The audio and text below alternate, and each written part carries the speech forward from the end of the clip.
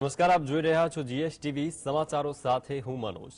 મહત્વના સમાચારથી બુલેટિનની શરૂઆત કરીએ તો ગાંધીનગરે જે વાઇબ્રન્ટ ગ્લોબલ સમિટ છે તેનું આજે સમાપન છે। पहली वाइब्रेंट गुजरात विधानसभा के अध्यक्ष के अंदर श्री शंकर के समारोह में मैं आप देश और दुनिया से आए हुए उद्योग जगत के उन सौभाग्यशाली लोगों में से हूं जो पहली वाइब्रेंट गुजरात समिट में भी थे अलग और 10वीं समिट में भी विद्यालयों के विद्यार्थी और 20 साल का कालखंड। जनों, आप सभी को नमस्कार। एक प्रकार से गुजरात के माध्यम से हर्ष का विषय है के विकास को दिशा देने वाली ये वाइब्रेंट है। गुजरात 2 दशक पहले इसके समारोह जब मोदी जी ने इसकी परिकल्पना पहली बार मंत्रिमंडल के सामने रखी, सौभाग्यशाली लोगों में से पहले गुजरात में इन्वेस्टमेंट समिट गुजरात समिट में भी थे, मगर एक हॉल के अंदर समिट में भी उपस्थित और इसके पूरे स्वरूप को 20 साल का कालखंड मोदी जी ने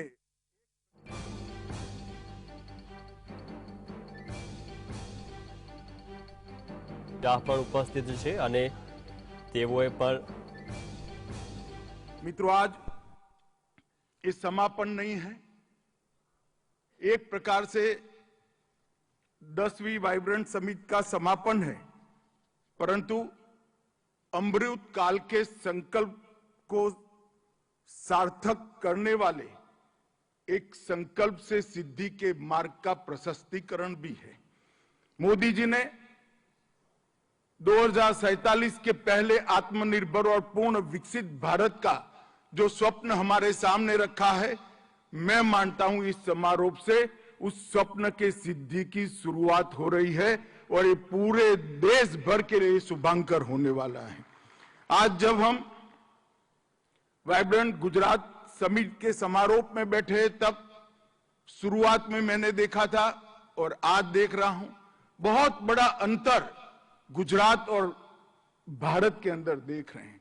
आज पूरी दुनिया में उत्पादन के लिए और इन्वेस्टमेंट के लिए सबसे चहीता अगर कोई डेस्टिनेशन है तो भारत है, और पूरे भारत में अगर सबसे चहीता कोई डेस्टिनेशन है तो हमारा गुजरात है। इसका हम सबको गौरव है। ये युग परिवर्तनकारी शुरुआत जो 20 साल पहले हुई थी, आज उसको आगे बढ़ाने का समय आ गया है। 2 दशक पहले देश की जनता ने मोदी जी के विजन को देखते हुए गुजरात मॉडल को स्वीकार करते हुए पूरे देश का नेतृत्व दिया, और एक दशक के अंदर ये इतना बड़ा परिवर्तन गुजरात देश के अंदर हम देख रहे हैं कि जब मोदी जी ने देश का प्रधानमंत्री पद संभाला, हमारी अर्थव्यवस्था दुनिया की अर्थव्यवस्थाओं की तालिका में 11वें नंबर थी। आज हम 5वें नंबर पर खड़े हैं और सम्मान के साथ खड़े।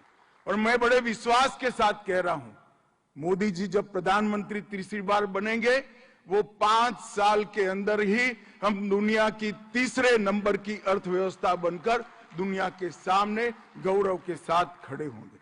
मोदी जी कि 3री टर्म में ही हम देख पाएंगे कि दुनिया की 3रे नंबर की अर्थव्यवस्था देखते देखते भारत 15 साल के कालखंड के अंदर बन गया।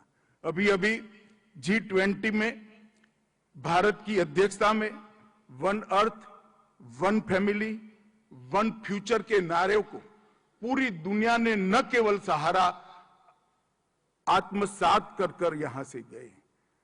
वेदों का, उपनिषदों का, वसुधैव कुटुंबकम का ये श्लोक आज पूरी दुनिया के लिए गाइड करने वाला एक मंत्र बना है। ये हर भारतीय के लिए गौरव का विषय है।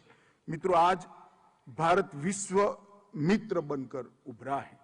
आज एक प्रकार से देखें तो 12 जनवरी है, विवेकानंद जयंती है, और विवेकानंद ही थे जिन्होंने कई सदियों से विदेशी आक्रमण से क्षत विक्षत हुए भारत के आत्मविश्वास को बल दिया था, युवाओं में आत्मविश्वास भरा था, और उसी की नींव पर आज महान भारत की रचना होने जा रही है।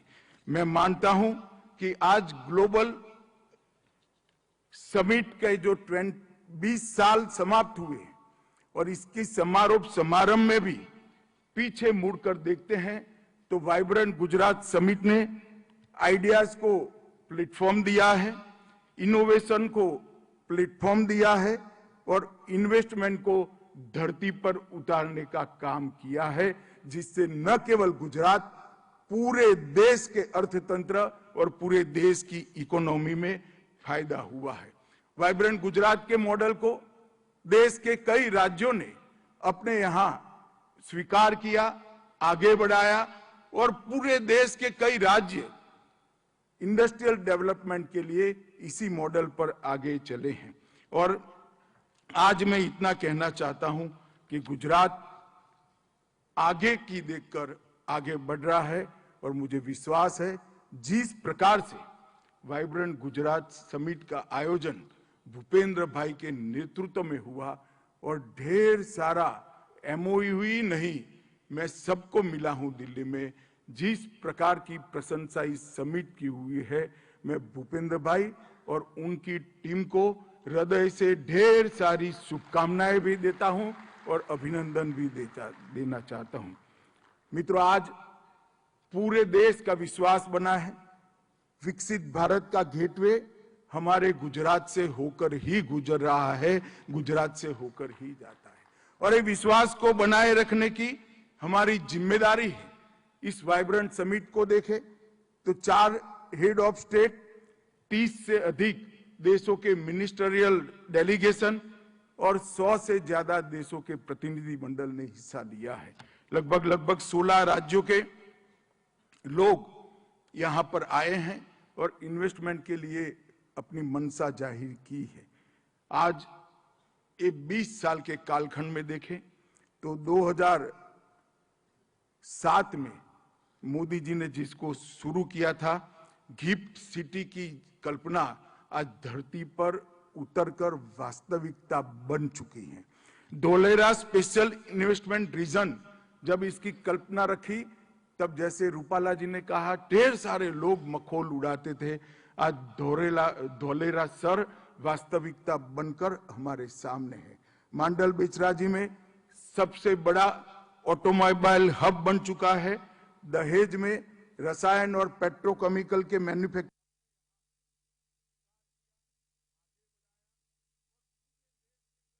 के लिए भारत का पहला निवेश क्षेत्र बन चुका है।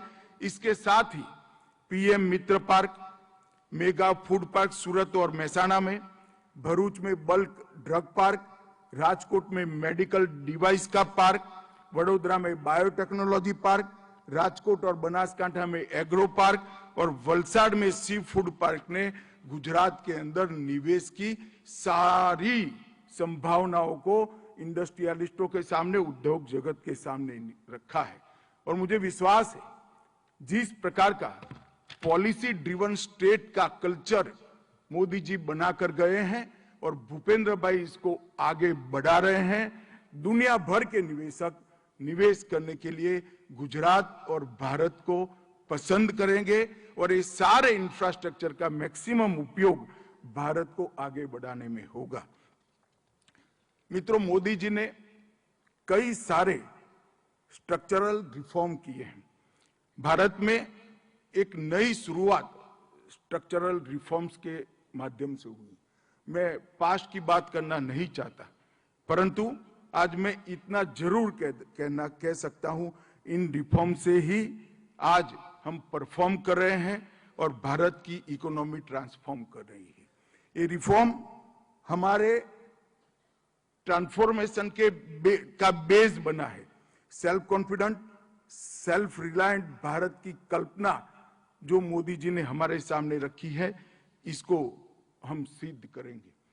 10 साल के पहले फ्रेगाइल 5 इकोनॉमी में हम गिने जाते थे, अब टॉप 5 इकोनॉमी में हमारा स्थान आ चुका है। वैश्विक मानचित्र पर हमें डार्क स्पॉट माना जाता था, आज वाइब्रेंट स्पॉट माना जाता है। और एक साइलेंट प्रधानमंत्री से विजनरी और वाइब्रेंट प्रधानमंत्री तक की यात्रा ये 10 साल में देश ने पूरी की है। पिछले 9 साल के अंदर मोदी जी के नेतृत्व में राजनीतिक स्थिरता, भ्रष्टाचार मुक्त शासन, जन कल्याण की नीतियां, इन्वेस्टमेंट फ्रेंडली एजेंडा और शांतिपूर्ण माहौल देश के अंदर दिया है, जिसने देश की इकोनॉमी को गति देने का काम किया है। 25 से ज्यादा नीतियां हमारे अर्थतंत्र को गति देने के लिए बनाई गई। एक जमाने में ऐसा कहा जाता था 2004 से 2014 के बीच में कि गवर्नमेंट को पॉलिसी पैरालिसिस हो गया है। इसकी जगह 10 साल के कालखंड में 25 पॉलिसीज अलग अलग प्रकार की बनाकर आज देश को आर्थिक विकास के रास्ते पर ले जाने का काम मोदी जी ने किया है।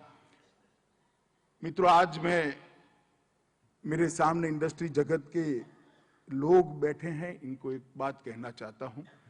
मोदी जी ने अपने विजन के साथ आने वाले दिनों में जो फ्यूचर की इकोनॉमी के पिलर्स बनने वाले हैं, इस सभी क्षेत्रों के अंदर भारत अभी से पायोनियर बने, इसके लिए शुरुआत की है। चाहे इलेक्ट्रिकल व्हीकल की बात हो, चाहे बैटरी की बात हो, चाहे ग्रीन ग्रोथ की बात हो, ग्रीन हाइड्रोजन, बायोफ्यूल और ethanol, space sector, digital public infrastructure, fintech sector और सेमीकंडक्टर मैन्युफैक्चरिंग। ढेर सारी आने वाले दिनों में जो इंडस्ट्री दुनिया की इकोनॉमी को ड्राइव करने वाली है, भारत आज इसमें पायोनियर बनकर उभर रहा है। और मैं आपको विश्वास दिलाना चाहता हूं, भूपेंद्र भाई के नेतृत्व में, मोदी जी के मार्गदर्शन में गुजरात ने भारत सरकार की ये सभी पॉलिसी को जमीन पर उतारने का एक बहुत अच्छा माहौल बनाया है, जिसका देश और गुजरात दोनों को फायदा होने वाला है। मित्रों, मैं आज अभी मनोज सिन्हा जी ने नई एजुकेशन पॉलिसी की बात करी थी। मैं इंडस्ट्री जगत के सभी लोगों को कहना चाहता हूं कि आने वाले दिनों में हेल्थ सेक्टर और एजुकेशन सेक्टर, ये दोनों सेक्टर में भारत दुनिया में सबसे आगे निकल जाए, इस प्रकार का फाउंडेशन हमारी पॉलिसी में डालने का काम मोदी जी ने किया है। और जो नई शिक्षा नीति हमने बनाई है, शिक्षा नीति में देखते देखते 10 साल के अंदर ही भारत पूरे विश्व का शिक्षा का हब फिर से एक बार बनेगा। इस प्रकार की सारी संभावनाओं को मैं बहुत स्पष्ट रूप से देख रहा हूं। प्रोडक्शन लिंक्ड इंसेंटिव लगभग 14 प्रमुख सेक्टर्स के अंदर पीएलआई के माध्यम से इन्वेस्टमेंट की बहुत सारी संभावनाओं को भारत सरकार ने सृजित किया है। मैं कुछ जिक्र जरूर करना चाहूंगा। Electrical vehicle, battery, green growth strategy, इसके लिए हमने लगभग 125 गीगावाट की रिन्यूएबल ऊर्जा की क्षमता बना ली है। अंतर्राष्ट्रीय सौर संगठन आज भारत की भूमि पर है और ग्रीन ग्रोथ स्ट्रेटेजी के लिए आज मोदी जी ने पूरा खाका बनाकर रखा है। बायोफ्यूल और इथेनॉल ब्लेंडिंग में G20 भारत की अध्यक्षता में ही ग्लोबल बायोफ्यूल अलायंस को लॉन्च किया गया और हमारे कृषि प्रधान देश के अंदर ढेर सारी संभावना है कि बायोफ्यूल अलायंस के अंदर भारत एक लायन शेयर लेकर दुनिया में सबसे आगे निकले। ग्रीन हाइड्रोजन मिशन, मैं बड़े विश्वास के साथ कहता हूं, भारत पर एक प्रकार से ईश्वर की कृपा है।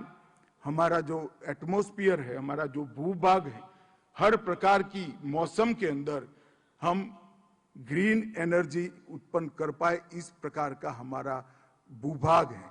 ग्रीन हाइड्रोजन मिशन लगभग 20,000 करोड़ के आउटले के साथ strategic intervention for green hydrogen transition programme के तहत आपका राह देख रहा है। इसी प्रकार से भारत का स्पेस सेक्टर भी आने वाले दिनों में बहुत एक्सपांड करने की संभावना है। एक सर्वे की बात मैं जरूर जिक्र यहां करना चाहता हूं कि आज लगभग 9 बिलियन डॉलर भारत का स्पेस सेक्टर का मूल्य है। 2040 के पहले 40 बिलियन डॉलर तक पहुंचने की पूरी संभावनाएं पड़ी हुई हैं। और मैं मानता हूं कि ये कंजर्वेटिव असेसमेंट है। भारत इससे भी आगे निकले। हमारा डिजिटल पब्लिक इंफ्रास्ट्रक्चर आज पूरी दुनिया इसको अपना भी रही है, इसका वखाण कर रही है। विश्व स्तर पर रियल टाइम पेमेंट में भारत का पहला स्थान है। 2022 में दुनिया का 46% रियल टाइम ट्रांजैक्शन भारत में हुआ है। इसका गौरव हर भारतीय को है। भारत का फिनटेक सेक्टर भी ढेर सारी नई शुरुआतों के साथ आगे बढ़ रहा है। इलेक्ट्रॉनिक मैन्युफैक्चरिंग के लिए भी ढेर सारे रिफॉर्म्स किए गए हैं। मैं इतना ही कहना चाहता हूं मित्रों कि जो शुरुआत 2003 में यही गांधीनगर, यही गांधी की भूमि पर मोदी जी ने की थी, आज इसका परिणाम भारत 5वें नंबर की इकोनॉमी बना है। और आज इस समारोह के साथ एक नई शुरुआत हो रही है। भारत के प्रधानमंत्री श्रीमान नरेंद्र मोदी जी ने जो विकसित और आत्मनिर्भर भारत का संकल्प लिया है, जो स्वप्न देखा है, 2047 के पहले ही इस स्वप्न को सिद्ध करने की नींव और संकल्प इस समिट का समारोह लेकर जाएगा। और मित्रों, मैं मानता हूं कि नई शुरुआत आज विवेकानंद जयंती के दिन पर हो रही है। ये पूरे देश और विशेषकर यहां बैठे हुए युवाओं के लिए ये शुभांकर है, शुभ का द्योतक है। विवेकानंद जी ने ही हमारे देश के आत्मविश्वास को जगाया था। विवेकानंद जी ने ही हमारे देश के स्व को जगाया था। और इसी रास्ते पर आज नरेंद्र मोदी जी देश का नेतृत्व कर रहे हैं। आने वाले मोदी जी के टर्म में निश्चित रूप से हम भारत को दुनिया का 3रे नंबर का अर्थतंत्र बनता हुआ देखेंगे, इसका मुझे विश्वास है। और इसकी नींव डालने का काम मोदी जी ने इस इन्वेस्टमेंट समिट को ओपन कर यहां ग्लोबल ट्रेड, आज जिन जिन इंडस्ट्रियलिस्टों ने गुजरात पर विश्वास जताया है, एमओयू किए हैं गुजरात सरकार के साथ, इस सभी को गुजरात की ओर से बहुत बहुत धन्यवाद कहना चाहता हूं। और मैं विश्वास दिलाना चाहता हूं, भूपेंद्र भाई के नेतृत्व में गुजरात सरकार आपकी अपेक्षाओं पर निश्चित रूप से खरा उतरेगी। और मैं एक विशेष धन्यवाद, अभिनंदन मनोज जी को भी देना चाहता हूं। हम गुजराती जाने जाते हैं दुनिया भर से इन्वेस्टमेंट लाने में। आज गुजरात से मंच पर से मनोज सिन्हा जी ने कश्मीर में इन्वेस्ट करिए इसकी अपील की है। मैं गुजराती इंडस्ट्रियलिस्टों को भी जरूर कहना चाहूंगा कि नॉर्थ में आप एक्सपांशन करना चाहते हैं तो कश्मीर में ही करिए। और कश्मीर को भारत का अभिन्न हिस्सा बनाने का मोदी जी का जो प्रयास है उसका साथ लीजिए। सभी का बहुत बहुत धन्यवाद। और एमओयू करने वाले सभी इंडस्ट्रियलिस्ट को बहुत बहुत शुभकामनाएं। फिर से एक बार भूपेंद्र भाई और इनकी टीम को बहुत बहुत